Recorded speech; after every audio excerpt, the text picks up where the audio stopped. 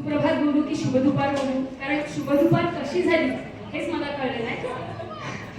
म्हणजे सगळ्यांच्या ओढीने का असेना, प्रेमाने का असेना, पण मी इकडे येण्याचा विचार केला आणि मला वाटतं मी कधीच खरंच तो चांगला विचार केला इकडे येण्याचा. प्रथमतः सगळ्यांना शुभदुपार आणि इथे जमलेले माझे व्यासपीठावरील सगळे गुरुजन, तुम्हाला मी मनापासून प्रणाम करते. आणि इथे बसलेले सर्व माझे मित्रमैत्रिणी, बोलण्यासारखं तर खूप आहे, कारण तुम्ही आमच्या जीवनाला आकार दिला आणि तुम्ही आमच्या कोऱ्या करकरीत पाठीमध्ये रंग भरले, त्यामुळे आज आम्ही इथपर्यंत पोहोचलो. त्याचं श्रेय ह्या शाळेलाही आहे आणि शिक्षकांना सुद्धा मी देते. कारण मुलांचा सर्वांगीण विकास, मग तो सांगितला नुसता प्रेमानेच होत नाही. आज आम्हीही विद्यार्थी घडवतो, त्यामुळे आम्हाला कळतं की आम्ही आमच्या शिक्षकांना किती त्रास दिला. आज तिकडे बसून बोलणे खरंच सोपं आहे, पण इकडे येऊन बोलणे आणि आपले अनुभव मांडणे खरंच कठीण आहे.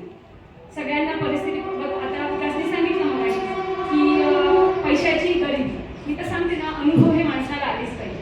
अनुभवात जो माणूस शिकतो तोच पुढे जातो आणि अनुभवासारखा दुःख आहे या जगात.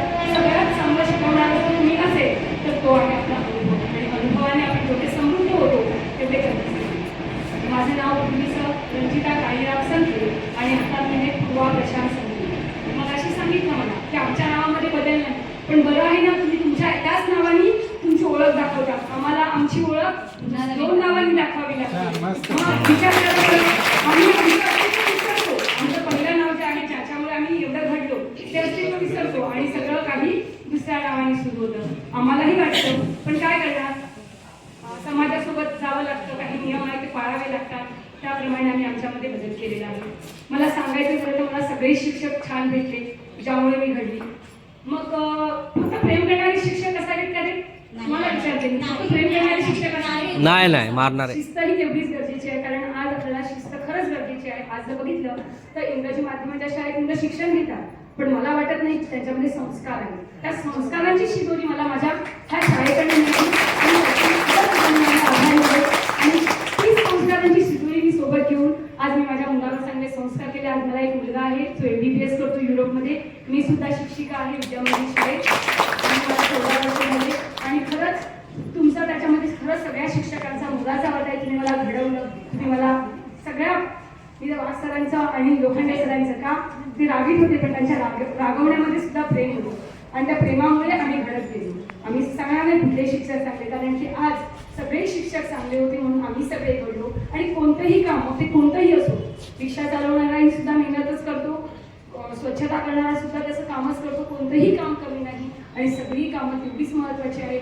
फक्त आपल्यावर झालेले संस्कार आणि शिस्त हे आपल्यामधून कधी हद्दपार होऊ देऊ नका, की त्याच्यामुळे आपण काय करतो, आपल्या जीवनाला वेगवेगळे आकार देत असतो आणि आपली मुलं घडवत असतो. आणि आपली मुलं हीच आपली संपत्ती आहे असं सांगायला हरकत नाही.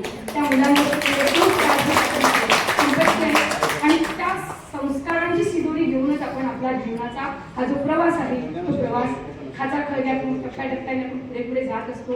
आणि मी माझ्या सर्व मित्रमंडळींना हेच सांगेन, मी पहिल्यांदा इथे आलेली आहे आणि पहिल्यांदाच तुमच्या समोर माझं मनोगत मांडते आहे, पण मी तर हेच सांगेन की आपण प्रत्येक वेळेला येऊ, भेटू आणि आपले अनुभव आहेत ते एकमेकांना देत जाऊ. पुन्हा एकदा तुम्ही मला आयोजकांनी मला इथे बोलण्याची संधी उपलब्ध करून दिली म्हणून मी आयोजकांचे आभार मानते. आणि एक सांगेन, गुरुने दिला ज्ञान रूपी वसा, आम्ही चालू हा पुढे वारसा, अशी मी माझ्या सगळ्यांकडे मला ग्वाही देते.